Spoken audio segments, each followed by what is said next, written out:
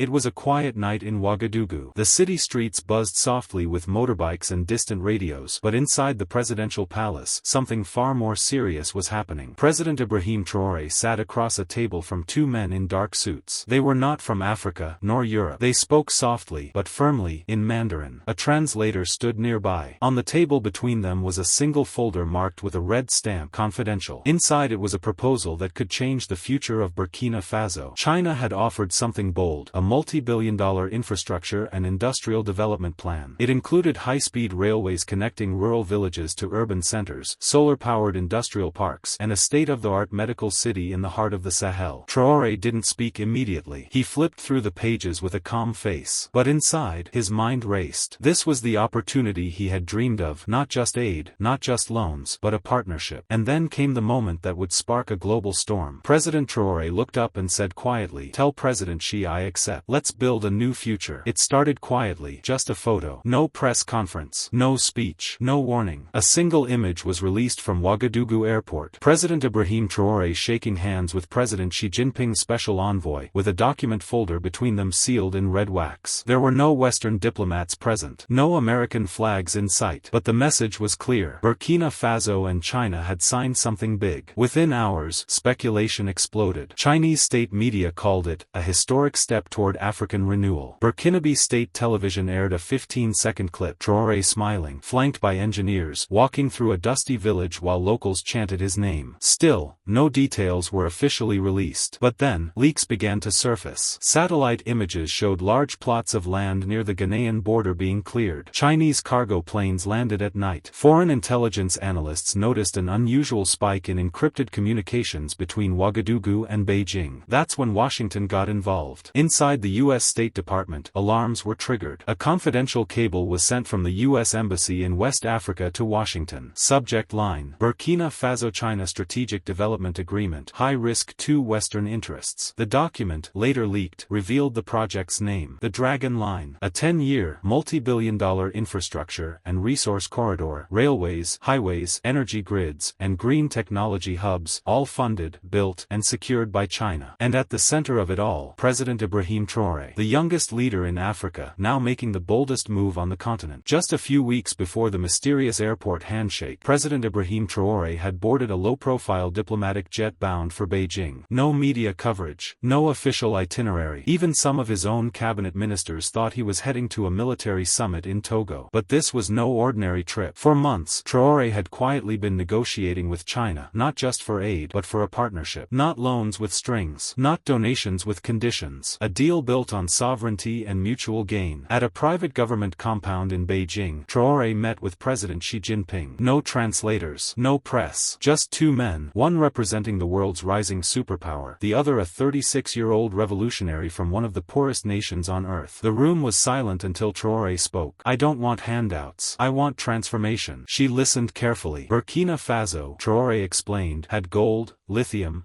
sun, wind, and a young population hungry to build. But years of Western interference and extraction had left the country scarred. Roads ended in dust. Power lines failed mid-village. Children studied under candlelight. "We want factories, not lectures," he said. "We want engineers, not consultants." Xi Jinping nodded and made his offer. China would fund and build the Dragon Line, 1,200 kilometers of electrified railway stretching from the Sahel to the port of Lomé in Togo. Solar megafarms to power half the nation. Processing plants for lithium and gold, to be owned 51% by Burkina Faso. A China-Africa University of Technology, based in Ouagadougou, with scholarships for 10,000 Burkinabe students over 5 years. But in return, Traoré had to agree to one thing: no involvement from the US or its allies in any phase of the project. He agreed. The deal was signed under the radar and codenamed internally as Project Sunbird. By the time the West caught wind of it, the first shipments of equipment had already landed. President Traoré called an emergency Security Council meeting at midnight. The generals sat stiff. Intelligence chiefs avoided eye contact. Something was wrong, and everyone knew it. He looked around the table. "We are under attack. Not with tanks, but with lives. lies, bribes, and fear. They don't want a railway. They don't want development. They want us to stay small. General Oba spoke up. Sir, we've confirmed that some of the sabotage groups are being paid through third-party NGOs. Their handlers have ties to foreign embassies. The room went silent. Traoré nodded slowly. Then it's time we do what they don't expect. The next morning, he did something bold. He visited the northern construction site in person, without notice, without a convoy of dozens, just him, a small security detail, and a camera crew. The place was a mess. Burned out machinery, scattered tools, and scared workers. But when they saw the president standing in the dust beside them, the mood changed. They want you to believe you are alone, Traoré said, his voice firm but calm. But look around you. We are building a future they can't stop. Not if we stand together. The video of that visit went viral across Africa. No speeches, no suits, just a man standing in the ruins of sabotage, daring the world to stop him. Back in China, the footage reached Xi Jinping. He called his ambassador in Ouagadougou. This man believes in the future. Protect him. From that moment, Chinese engineers were accompanied by discreet private security teams. Construction materials were rerouted. A new satellite system was launched to monitor sabotage zones in real time. The US watched in frustration. Every attempt to shake Traoré's resolve only made him stronger. 3 weeks after President Traoré's surprise visit, progress resumed. Trains were being assembled, pillars rising, and villages once forgotten were now seeing lights for the first time. The people were beginning to hope, but something felt off. Documents started disappearing. Delays increased. A shipment of steel from Guangzhou went missing. And then, 2 Chinese engineers were nearly killed in a staged road accident outside Bobo-Dioulasso. President Traoré immediately ordered a full investigation. What they uncovered was worse than sabotage. It was betrayal. One of the project's own logistics officers, a man named Kassim Ouedraogo, highly respected, soft-spoken, was caught in a hidden audio recording. The Americans said they can get me out, give me asylum. All I had to do was slow the project down, just a little. He had been leaking information to foreign operatives in Ghana, misrouting supplies, and feeding disinformation to workers. He was promised a US visa and a new life. When Traoré was informed, he didn't explode in anger. He sat quietly for a moment, then said, "We must not only protect this country's borders, we must protect its conscience." The arrest was swift, but what Traoré did next shocked everyone. He held a national address, not to condemn Kassim, but to speak to every Burkinabe tempted by foreign money. You think they will save you, they will use you, then leave you. But this land, our land, will never abandon you. Meanwhile, Chinese intelligence revealed something even deeper. The US was planning to launch a media war, accusing the project of human rights abuses, forced labor, and environmental damage. Fake documentaries were already being filmed. Anonymous activists were being trained in European cities to act as whistleblowers. Traoré called it the quiet war, where facts didn't matter, only headlines did. But he had a counter-move ready. President Traoré sat down with his media team late into the night. Maps were cleared from tables, coffee cups stacked in corners, and on a whiteboard, in big red letters, he wrote, "Narrative is power." He knew Burkina Faso couldn't match the US in satellites, sanctions, or social media bots, but it could tell the truth, and tell it well. That's when the idea was born. Project GEM, a campaign named after the West African drum, used for centuries to call people together, to send messages across villages, to stir spirits in times of war and celebration.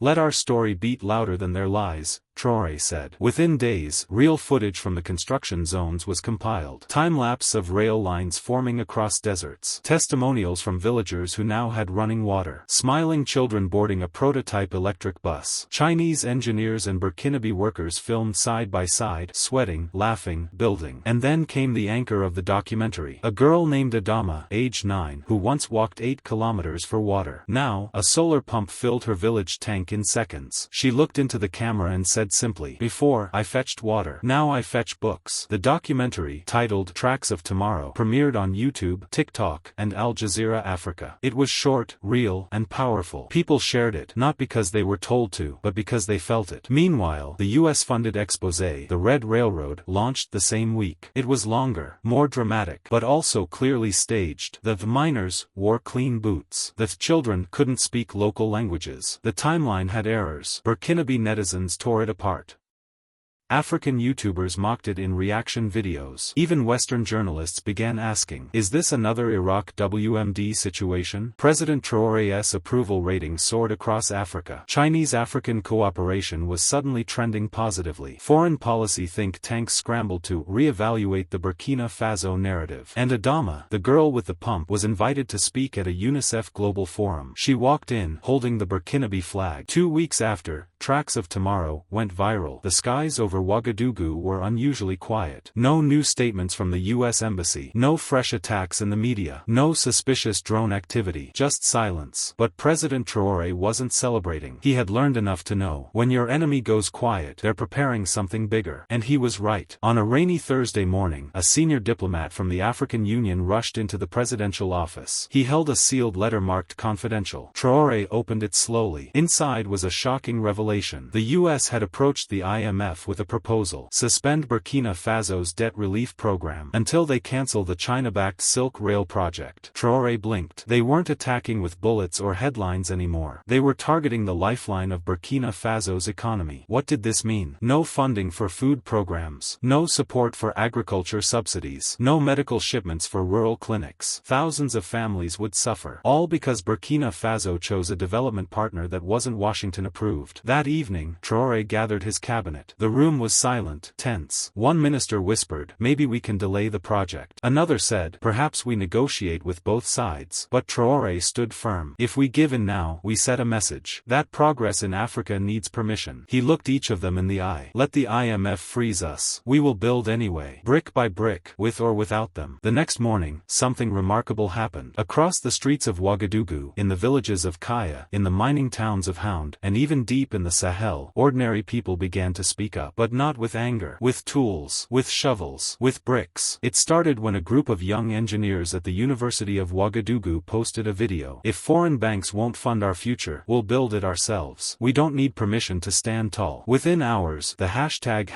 Burkina Builds Back began trending across West Africa. Farmers offered to donate land. Retired mechanics volunteered to repair machinery. Women's cooperatives pledged to cook for construction workers. Even schoolchildren drew pictures of what the Silk Rail would look like: bridges over rivers, stations lit by solar panels, trains carrying goods not gold. President Traoré was stunned. This is not a government project anymore, he said quietly. This is the people's project. But not everyone was smiling. In Washington, the sudden turn of events shocked analysts. Traoré turned a financial blockade into a national movement. One strategist muttered during a closed-door meeting, he's not just building a railway, he's building something far more dangerous: African confidence. Plans were revised. An advisor to the State Department leaned forward and said grimly, if we can't stop the train, maybe it's time we derail the conductor. The intelligence report came in quietly. Just a folded envelope, hand-delivered by a trusted military aide. President Traoré opened it alone in his study. Inside was one sentence: they no longer want to stop the project. They want to stop you. He didn't blink. He didn't panic. He simply whispered, then we tighten the net. Traoré ordered a secret intelligence mission called the Invisible Threat. The information was chilling. A foreign operative had been seen entering Ouagadougou under a false identity. Money had been wired through a shell company based in Cyprus. A local contact, a former bodyguard with gambling debts, had gone missing. President Traoré called an emergency meeting, not in the palace, but deep inside a military safe house. From this moment on, he said, I am not just a head of state. I am a target. And I accept that. But we must outthink them, not outshoot them. He authorized a secret task force made up of loyal intelligence agents, cyber experts, and 2 undercover Chinese security officers sent by Beijing. Their goal was simple: expose the conspiracy before it strikes. Wiretaps were installed. Messages intercepted. A man pretending to be a German journalist was caught trying to bribe a railway engineer for blueprints of the construction zones. He cracked under pressure. I was just supposed to place something under the train tracks during the launch ceremony. But Traoré had a message too. That night, in a surprise move, the president appeared on national TV. He wore no suit, no flag behind him, just a simple shirt and fire in his eyes. To those who think Africa will always kneel, hear me clearly, we are not for sale, and we are no longer afraid. He paused, then added, if you try to bury me, remember, I am already part of the soil. The nation erupted. From border guards to bakers, everyone knew what that speech meant. The war was no longer about a railway. It was about dignity, and the world was watching. Despite all efforts to guard the project, something still didn't feel right. President Traoré had survived the bribe attempts, the smear campaigns, signs, even the subtle threats from foreign diplomats. But now, it was different. There was a leak. Every time the Chinese engineers moved supplies, someone knew. Every time a new security checkpoint was planned, it was compromised. Someone on the inside was feeding information, slowly, smartly, and with deadly precision. One morning, as Traoré reviewed documents for the next construction phase, he noticed something strange. A contract, one that should have been reviewed by a trusted cabinet minister, was signed too quickly. No queries, no revisions, just approved. He picked up the phone and called the minister directly. "Did you read this before signing?" Silence. "Sir, I thought it was cleared already." The president's voice dropped. "You didn't read it, did you?" That was the confirmation. Someone had slipped something in, perhaps a clause to redirect funds, or worse, to create a backdoor for sabotage. Traoré ordered a silent surveillance operation. The target, Minister Adama Coulibaly, once a friend from the resistance, now a rising political star, and maybe a traitor. For days, agents tracked Adama's movements. Private meetings with a man who once worked at the U.S. Embassy. A sudden trip to Côte d'Ivoire, without official notice. A cryptic message found on his encrypted phone said, "It'll look like an accident. He won't live to see the ribbon cut." That was it. President Traoré summoned him that evening, not to the palace, but to a quiet room under the military barracks. He sat across from him, no guards, no lawyers, just two men, and a single truth. "Adama," Traoré said quietly, "I want you to look me in the eye and tell me, were you ever on my side?" The minister didn't answer, but his eyes said enough. Within 12 hours, Adama Coulibaly was stripped of his title, arrested, and flown to a military tribunal. The evidence was overwhelming. Emails, call logs, payment trails, all pointing to a conspiracy with foreign consultants to delay, discredit, and ultimately dismantle the China-Burkina Faso project. The next morning, Traoré addressed the nation again. He didn't smile. He didn't hide his pain. He said, "When betrayal comes from outside, you build a wall. But when it comes from within, you build a mirror. And you ask yourself, what did I miss?" He looked straight into the camera saying, "Let me be clear. Burkina Faso is not a playground. And those who sell her future will face her judgment." 3 days after Minister Adama's arrest, an explosion rocked a remote logistics hub 80 kilometers from Ouagadougou. It was the main storage center for the solar panels, cables, and drone equipment, everything vital to Phase 2 of the China-Burkina Faso project. The blast leveled the warehouse. Flames rose into the night sky. Fire crews battled it for hours. At least 4 workers were injured. 2 were missing. And though no one claimed responsibility, the message was clear. We're still here. And we'll burn everything if we must. President Traoré arrived at the site at dawn. Ash covered the ground. Debris still smoked. Workers stared in silence as he stepped into the ruins. He picked up a half-melted drone casing with his bare hands, looked around, then spoke softly. "They hit our machines, but they didn't break our will." Immediately, new orders were issued. Chinese engineers were relocated to a classified secure base. Backup equipment was flown in from Beijing, escorted by 2 Air Force jets. Local contractors volunteered free labor to rebuild what was lost. And then, came the boldest decision of all. President Traoré went live on national television that night. No fancy setup. Just a desk, a hard hat on one side, and a blueprint on the other. "They thought the fire would stop us," he said. "But what they burned was just a warehouse. What they couldn't touch was our vision." Then, for the first time, he revealed Project Étoile Noire, the Black Star. The plan was more than just solar power and drones. It included a solar-powered tech city built entirely by Burkinabe and Chinese engineers, an AI-run smart irrigation network to combat desertification, and most surprisingly, a Burkina Faso China Space Observation Center, where local youth would be trained in aerospace technology. The country was stunned. The world was speechless. In Beijing, state news hailed it as a new chapter in South-South cooperation. In Washington, the response was less enthusiastic. A U.S. State Department official, off record, told a journalist, "We warned Traoré. China doesn't invest, they infiltrate. But now, he's too deep in their pocket." Back in Africa, however, the story was different. Young Burkinabe posted videos. Traoré is not just building solar panels, he's building a future. Pan-African influencers shared hashtags. Hashtag Black Star Rises. Hashtag Traorvision 2050. Hashtag Africa Will Lead. And quietly, behind the scenes, another enemy prepared to act. One not from abroad, but from deep beneath the surface, where wealth, power, and revenge still plotted. While the world debated Project Étoile Noire, far from the cameras and parliaments, a private jet landed on an unmarked airstrip near the Ivorian border. Out stepped a man few had seen in public for years, Kofi Mbembe, an elusive West African billionaire. He wasn't just rich. He was once the kingmaker behind Burkina Faso's gold mafia. Long before Traoré came to power, Kofi had owned everything: politicians, generals, even media houses. But Traoré's crackdown had cut his empire in half. His mines were seized, his accounts frozen, his name erased from state contracts. He had lost billions. Now, he wanted revenge. That night, inside a marble villa guarded by ex-mercenaries, Kofi met with 3 men: a former intelligence chief who once worked under Compare, a rogue French advisor with deep ties to Sahel arms dealers, and most dangerously, a digital warfare expert from Eastern Europe. "You've seen what Traoré did," Kofi said calmly. "He wants to build solar farms on land we once bled for. He wants satellites, while our men starve. I want the world to see him fall." The plan was not to assassinate. It was to discredit. Not with bombs, but with data. Within a week, a digital campaign began quietly infecting the internet. Doctored videos of Chinese workers mistreating Burkinabe laborers. Alleged, leaked emails suggesting Traoré was giving Beijing full control of gold reserves. Anonymous blogs claiming the new tech city would host a Chinese military base. Social media lit up. "Traoré sold us out. Another puppet. Africa is not for sale." Most of it was fake, but believable enough to ignite doubt, especially in the diaspora, especially in the West. Even trusted African journalists began asking hard questions.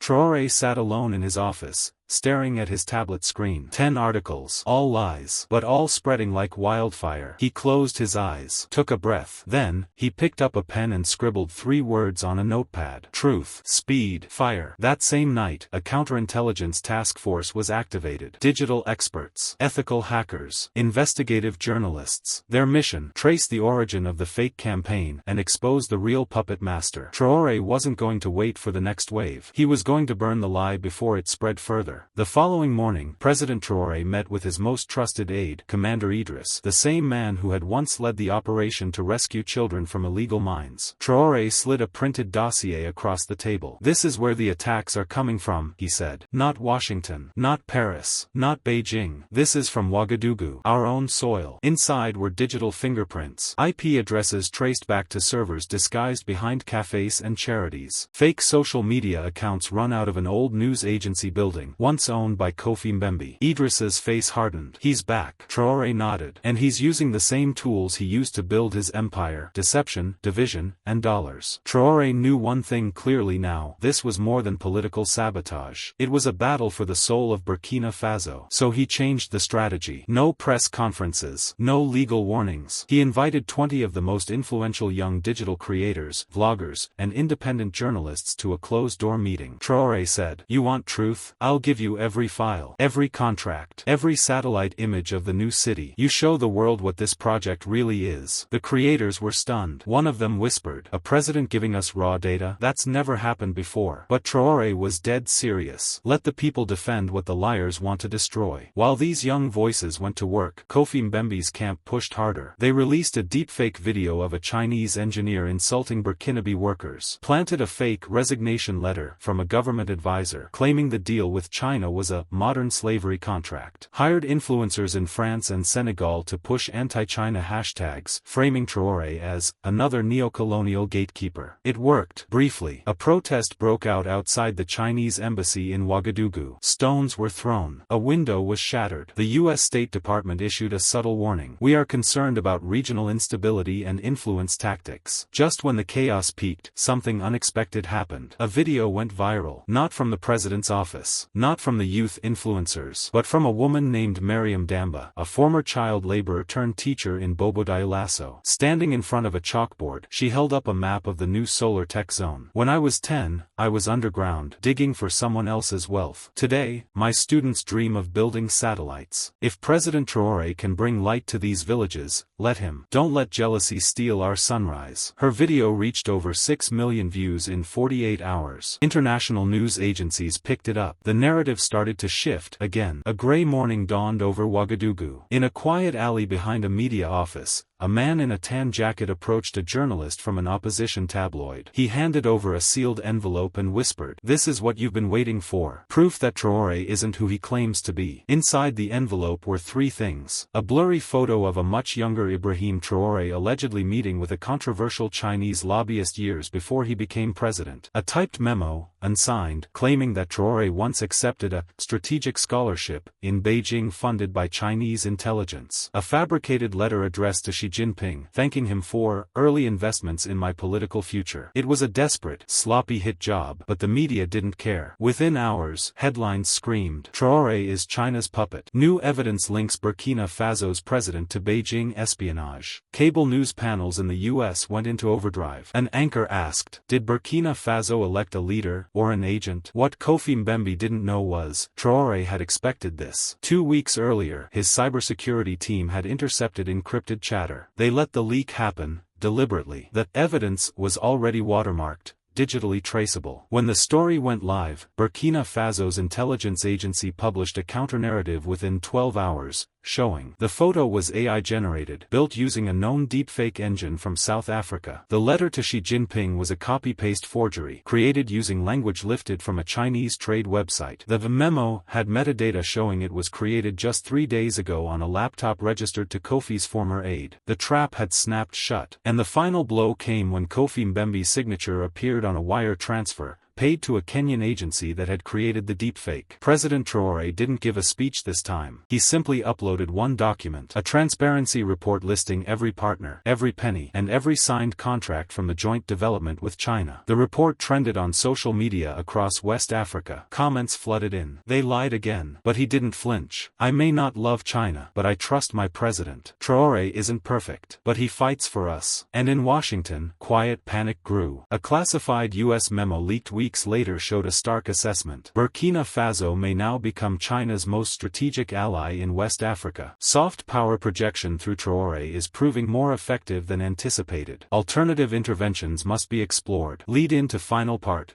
15. But as Burkina Faso stood stronger than ever, and as the new Silk Road broke ground in West African soil, one final threat loomed, not from politics, but from within Traoré's own inner circle. Inside the presidential palace, the air was calm, but underneath, something stirred. President Ibrahim Traoré stood on the edge of the new Silk Road construction site, overlooking the horizon. Bulldozers moved in the distance. Chinese engineers worked alongside Burkinabe youth. A dream was becoming reality. And yet, he couldn't shake the feeling. "The most dangerous attacks," he once said, "don't come from the outside. They come from those who know your heartbeat." The man inside the circle. For over a decade, Colonel Mamadou Yaro had stood beside Traoré, his comrade from the barracks, his most trusted advisor, the man he once called brother. But Yaro had changed. He believed Traoré had become too diplomatic, too trusting of outsiders, especially the Chinese. "Our land is not for sale," Yaro would whisper to discontented generals. "He's handing over our soil, brick by brick." Behind closed doors, he met twice with Western agents, and then a third time, with someone from an oil-backed conglomerate in the Sahel. The offer? $20 million and a clean route out of Burkina Faso if he could disrupt the China-Burkina project from within. The discovery. President Traoré's intelligence chief, Commander Idriss, was not sleeping easy. A week earlier, encrypted calls had been intercepted. One was traced to a private villa, Yaro's compound. What they found shocked them. Blueprints of the railway project with attack zones marked. A map highlighting vulnerable Chinese engineers. A planned media leak accusing Traoré of handing military land to a foreign power. Commander Idriss went to Traoré immediately. "It's Yaro." The president didn't flinch. He just closed his eyes for a moment, sighed deeply, then nodded. "Bring him." Quietly. No drama. No chaos. That night, in a dim room of the palace, Yaro stood before his president. "I trusted you like a brother," Traoré said, his voice heavy but calm. "I gave you access to everything, my home, my family, my vision." Yaro didn't deny it. "You forgot the revolution," he replied. "You're building with foreigners, not us." Traoré stepped closer. "I'm building for us, with whoever will help us rise without stealing our soul." Yaro remained silent. His hands hands were trembling. Traoré turned to Idris. He will not face death, but he will face truth. Yarrow was stripped of his rank and placed under house arrest, where he would watch, in silence, as the nation he tried to sabotage, rose without him. The new Burkina. Months later, the first trains on the China-Burkina Unity Rail began rolling. It connected landlocked villages to ports, young entrepreneurs to markets, children to schools. Mobile hospitals were added to rail cars. A shipment of solar panels arrived, paid for by revenue from gold now fully audited and publicly tracked. And at the inauguration, President Traoré stood on the platform and said simply, "We did not bow. We did not break. The future is not a gift.